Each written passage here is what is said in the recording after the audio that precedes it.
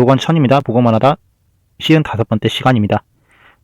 로마서 9장까지는 이제 예수 그리스도를 믿기 전 바울이 이제 자신의 상태를 이제 직면하고, 그리고 이제 그와 동일하게 살아가는 이스라엘 백성들을 보면서 약간 탄원하는 식으로 이제 마음을 표출하고 그들이 구원받기를 원하는 마음에서 이렇게 기록했고, 로마서 10장에서도 그 마음을 동일하게 이어서 표현하는데요. 보시면 이제 형제라 내 마음이 원하는 바 하나님께 구하는 바는 이스라엘을 위함이니 곧 저희로 구원을 얻게 함이라. 그러니까 바울은 여전히 이스라엘 백성장에 갈급한 마음이 있어요. 내가 증거하노니 너희가 하나님께 열심히 있으나 지식을 쫓은 것이 아니라. 그러니까 율법을 지킴으로써 구원에 이를 수 있다고 생각하는데 그게 바른 지식은 아니었던 것 같아요. 여기 지식을 쫓은 것이 아니라고 써 있는 거 보니까 이스라엘 백성들 여전히 율법을 지키면서 구원에 이른다고 생각을 하거든요. 근데 하나님의 의를 모르고 자기의 의를 세우려고 함이 이제 심지어 하나님의 의에 복종하지 않았다. 그러니까 예수 그리스도를 거절하는 이유가 자기들이 여전히 율법을 지키면 예수님 없어도 구원받을 수 있다. 깨끗하게만 살면 됐지 무슨 예수 그리스도를 믿을 필요가 있냐, 이런 관점인 거죠. 근데 그리스도는 모든 믿는 자에게 의를 이루기에 율법의 마침이 되니라. 단순하게 얘기해서 율법을 백날 지키는 게 능사가 아니라 그 율법을 한 번이라도 범하게 되면 결국에 회개하는 그런 의식을 통해서 다시 한 번 더, 문제는 이게 계속 반복이 되면 회개하고 재짓고 회개하고 재짓고가 반복이 되면은 내가 죄를 지어도 하나님이 즉각 심판 안 하시니까 하나님이 그냥 인정해 주시나 봐, 이렇게 자기 생각에 빠지기 쉽거든요. 근데 그리스도를 믿게 되면은 우리 내면 안에서 알게 돼요. 자신이 지금 당장 막 겉으로는 많은 죄를 안 짓고 뭔가 말씀을 잘 지키는 것처럼 느껴지지만 여전히 내면 안에는 성적인 욕망도 있고 그런 연약한 부분들이 있거든요. 막 시기하고 질투하고. 그러니까 이제는 내가 겉으로 율법을 잘 지켜서가 아니라 내 내면 안에 있는 이런 성품들, 좀 합당하지 않은, 하나님에 합당하지 않은 모습들을 보면서 그래서 예수 그리스도가 더 필요하구나. 난 정말 주님을 믿어야 돼. 그래서 주님을 믿는 믿음으로 이 걸음을 끝까지 가겠어. 이렇게 돼야지 이제 율법이 완성이 되거든요. 왜냐하면 우리는 이 땅에서 온전함을 허락하신 게 아니라 다만 그리스도를 통해서 온전한 구속을 이룸으로써 여전히 나의 안에는 성적인 욕망과 여러 가지 더러운 것들, 미워하고 시기하고 질투하는 것들이 있지만 그 그리스도를 바라보면서 매 순간 그것을 부인하고, 그리고 이제 그리스도를 오직 의지함으로써 이제 천국에 갈 수 있다고 우리는 믿음을 고백하거든요. 그리스도를 믿기 때문에 이런 내면의 모습들을 부인하는 건데, 반대로 율법은 그냥 이제 자기 스스로가 율법 이만큼 지켰으니까 나 의로워. 그리고 가끔가다 알게 모르게 지은 죄는 제사 제대로 덮었으니까 하나님이 당연히 용서해 주실 거야. 근데 문제는 이 상태로 계속 살아가게 되면 결국에는 존재가 바뀐 게 아니라 그냥 적당히 포장되어 있는 자신만 발견하게 되거든요. 근데 이제 그러니까 거품이 벗겨져야 되는데 사도 자신이 있었고 그걸 한탄하면서 이제 깨닫게 되죠. 그리고 모세가 기록하되 율법으로 말미암는 의를 행하는 사람은 의로 살리와. 근데 이제 이 율법을 모세를 통해서 내려진 시내산을 받은 율법으로 이렇게 하나도 어기지 않고 다 지키면은 구원받을 수 있는데, 근데 바울은 결론 내렸어요. 못 지킨다. 그렇게 할 수 있는 인간이 아무도 없다. 지금 당장 율법 잘 지키고 잘 살아가는 것 같지만, 그러니까 이사야 선지자만 하더라도 사도 바울처럼 율법에는 흠이 하나도 없었을 거예요. 근데도 하나님 보고 나서 두려워했거든요. 그러니까 믿음함이 있는 이제 누가 하늘에 하되 그를 모셔 내려오겠습니다. 그리고 다음 구절에는 누가 음부가 내려가겠느냐 하지 말라 하니 내려갔다 하면 그리스도를 죽은 자 가운데서 모셔 올려오는 것이라. 그러면서 이제 무엇을 말하는, 말씀이 내게 가까이 있고 내 입에 있으면 내 마음에 있다 하였으니 곧 우리가 전파하는 믿음의 말씀이라. 이거 되게 단순한 거예요. 예수 그리스도 죽으셨잖아요. 그리고 부활하셨어요.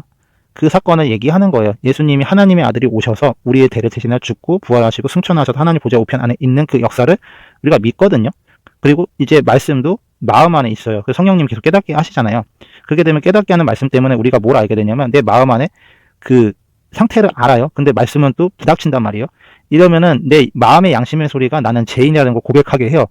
근데 그것이 오히려 그렇기 때문에 더 예수 그리스도를 붙잡고 의지하고 그분의 조금 실제로 믿음으로써 내가 이래서 그리스도가 필요한 존재, 이렇게 인식해야 되는데, 근데 유대인들은 그럴수록 더 자기 돌로 치고 더 쳐서 날카롭게 예리하게 해서, 그러니까 하나님 말씀에 흠이 없어야 돼. 그래서 지성소 들어갈 때도 나는 이런 이제 율법을 잘 지켰으니까, 그리고 혹시나 모를 내 죄가 있으면 그건 이제 재물을 바치면 덮어가지고 그런 식으로 하나님 앞에 두려움 떨림으로써 이렇게 평생 살아야 된다, 이 관점으로 이스라엘 백성들은 생각을 하고 있는 거예요. 근데 복음은 그게 아니라 우리의 어떤 의가 아니라 하나님이 오직 예수 그리스도를 통해 내어주신 이 은혜로만 구원받을 수 있다.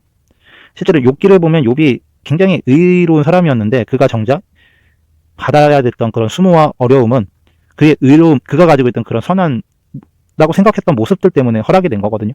근데 다 사라지고 나니까 결국엔 자기 안에 있던 내면에 숨길 수 없었던 것들, 내가 하나님께 이렇게까지 했는데 어떻게 너희들이 나를 이렇게 안 좋게 얘기하느냐, 내 상황이 이렇게 되었다고. 근데 욥은 마지막에 인정을 하게 돼요. 하나님 앞에서 내가 뭘 한 게 감히 말할 수 있는 게 하나도 없구나. 왜냐하면 하나님은 천지를 창조하셨고, 그리고 모든 것들 주관하시는 분인데, 내가 이 땅에서 조금 어려운 사람 도와주고, 그리고 뭔가 많은 구제일을 했어도 하나님 앞에서 한낱 죄에 불과하구나. 존재적인 부분을 직면한 거예요. 그리고 자기가 의로운 행위를 해서 의로운 게 아니라 단지 하나님의 은혜로서 자신이 살아가고 있는 거구나. 실제로 모든 게 다 사라져 보니까 자기가 얼마나 하나님을 미워할 수밖에 없는 존재인지 드러났잖아요. 그러니까 자기가 하나님을 사랑해서 그렇게 한 게 아니라 말 그대로 자기가 이렇게 선하게 해야지만이, 이런 모습을 갖춰야지만이 하나님 바로 설 수 있고 사람들한테도 당당할 수 있다. 그게 아니라 나로서는 그냥 한낱 먼지에 불과한데 하나님의 은혜로 지금까지 왔고, 그리고 내 행위에 의해서가 아니라 단지 하나님이 나를 축복해 주셨기 때문에 이렇게 살아올 수 있었거나, 그래서 그는 마지막에 이제 자기 입을 막고 하나님 앞에 회개하고, 그리고 다른 자기를 비방했던 이들을 위해서 축복해주면서 어쨌든 6기가 그렇게 마무리되거든요. 이와 마찬가지로 우리 또한 내가 율법을 잘 지켜서 구원에 이른 게 아니라 예수 그리스도가 나의 대속해서 구원하셨기 때문에 내가 그 은혜로 사는 거고, 다만 그러니까 행위로서 구원을 받을 수 없고 은혜로서 구원받았다는 얘기를 계속 하는 거예요. 그리고 이제 입으로 고백하고 이제 마음으로 믿는다 이렇게 표현하는데, 그러니까 즉 자신이 이제 스스로 구원받을 수 있는 존재가 아니라는 걸 깨닫는 사람은 결국 예수 그리스도 마음으로 받아들이고 성령님에 의해서 살아가는 삶을 살거든요. 그러나 마음으로 받아들이지 않고 그냥 이제 유대인처럼 그냥 예배 의식만 지키고, 그냥 뭐랄까 세상 나가서 법만 좀 잘 지키고 남들 눈에 띄지 않지만 안 하면 받을 수 있다라고 생각하는 사람들은 실제로 이제 예수 그리스도를 이렇게 인정하기보다는 그냥 명분상 그리스도인이니까 그렇게만 고백하는 거고, 사실 이제 거부하는 거죠.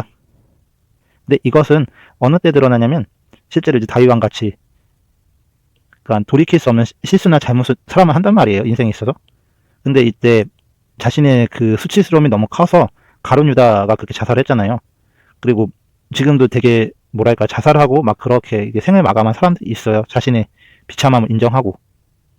근데 그리스도를 믿었다라는 건 이제 그런 허물까지도 주님이 다 아시고 덮으셨고, 그리고 그리스도 안에서 우리가 살아감으로 해서, 그러니까 자기를 주장하는 게 아니죠. 내가 뭐 율법을 잘 지키고 뭐 헌금 많이 하고가 아니라 난 여전히 예수님이 없으면 얼마든지 음란하고 더럽고 교만해지기 쉬운 죄인입니다. 그래서 그리스도만이 나의 구주이십니다.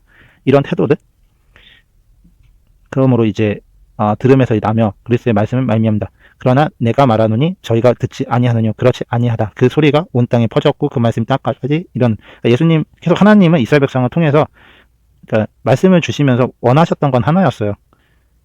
그러니까 성전을 막 형식을 지키는 그것이 아니라 정말 전심 하나님을 사랑하고 믿고 따르기를.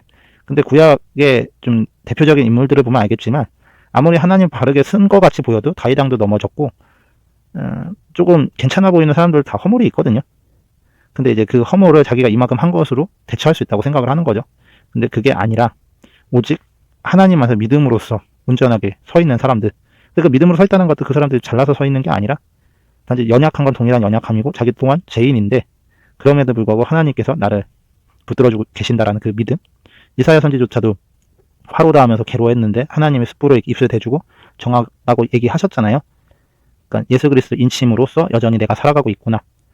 예, 이 관점에서 이제 사도 바울이 이스라엘 백성들, 지금 율법으로 구원받을 수 있다고 생각한 사람들이 어쨌든 예수 그리스도 영접하기 원하는 마음에서 이 글을 썼고요. 예, 오늘 여기까지 하겠습니다. 감사합니다.